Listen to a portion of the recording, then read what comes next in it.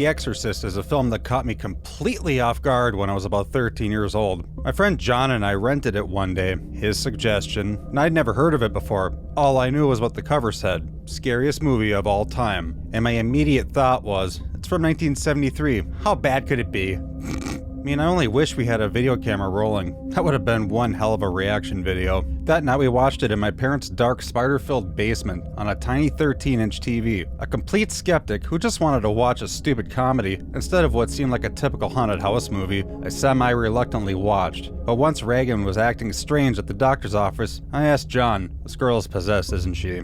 Ah, crap. You know, Judge Doom scared the crap out of me as a young kid. Wait, what the hell does Judge Doom have to do with The Exorcist? Well, I'll tell you. Judge Doom, although very evil and scary, is very calm and calculated through most of that movie. But when his true identity is revealed, his looks and personality changes drastically. At 3 years old, it was like he was taken over by someone or something completely manic. So there you go, Judge Doom laid the foundation of my fear of demonic possession. I was 3, give me a break! Anyway, when we get to the first major scene where Reagan is seen convulsing and speaking in the demon voice, this film is already effectively making me shit my pants. I'm not kidding, this movie runs slow, but it's always building suspense. And when it unleashes, it doesn't hold back. And it doesn't care how freaking uncomfortable it makes you. And it's just getting started. And what comes shortly after this is Chris witnesses her daughter spider walking backwards down the stairs inside the house. John told me about this before it happened, but he didn't warn me that it was coming. It happened so unexpectedly that if you don't know ahead of time, it hits you like Judge Doom's anvil just reached out of the TV and clonked you right in the face. But what really sells this scene for me is that hissing, blood-curdling scream that she makes while she's spewing blood at the bottom of the staircase. Great, I just talked about it. It's gonna be stuck in my head for days. But the scariest part for me in this whole movie has to be the scene with the crucifix. I'm gonna make an ass out of myself, and I assume if you're watching this review, you've seen this film. So you know what Reagan is doing. I don't need to show that. In my opinion, this scene is the biggest assault on the audience that this film has to offer. Why? Because just like the spider walk, it comes out of nowhere, and it's horrific. What makes this scene work so well and hard to watch is it plays totally from the mother's perspective. Can you imagine walking into your daughter's room and witnessing this? Damn! Top the scene off with the iconic headspin that this film is known for, and follow it up with one of the most terrifying shots in the whole film. Reagan making eye contact with us, speaking to her mother in the demon voice. Yes, please, Friedkin. Ugh. Have that freaky ass bitch look right at me.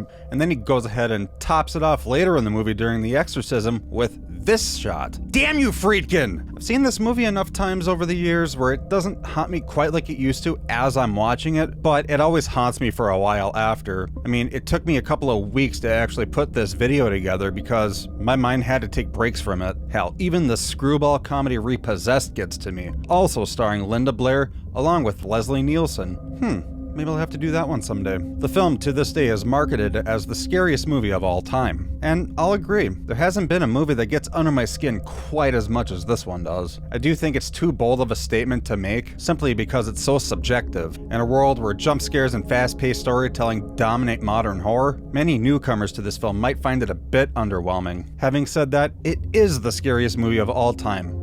For me, the first thing anybody thinks of regarding The Exorcist is, of course, the scary possessed girl. And yes, she is the main focus, but when you really look at it, the movie is mostly about Chris, her mother, and her struggles with the situation, and Father Karras, who is one of the main protagonists in the film, despite him losing his faith and struggling with the loss of his mother. The movie really focuses on the story arcs of these two characters, and Reagan is what ties them both together. And I love the fact that the movie doesn't lean solely on Reagan, and it doesn't bombard you with scenes of her, but rather focuses on the characters affected by what's happening to her. Reagan is shown just enough to remind the audience just exactly how serious this situation is. The result is a very slow, character-driven narrative that leaves you caring about everybody that you encounter on the screen. And the film also has an undeniable feeling of realism, due to its documentary style of filming and just how it presents itself. It puts the audience in the frame with the characters, as if the audience is in the room witnessing it for themselves. The makeup effects done on Linda Blair also add to the sense of realism. She's not turned into a ghoulish entity by the time of the exorcism, but is rather bruised and cut up from self-injuries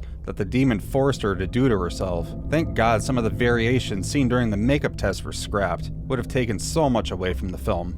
In its time, this was definitely one of the first films to really push the envelope to this extent. Not hold back, and truly give the audience something they had never seen before. In a world where Frankenstein and Dracula ruled the horror genre, films like this were a huge shaking wake-up call for moviegoers of things to come in the future. It opened the doors for filmmakers to push boundaries, and in my opinion, it's one of the greatest films ever made. And if you like what you saw here, hit the thumbs up button. And please consider subscribing. That was stupid. Yay! And we'll see you next time.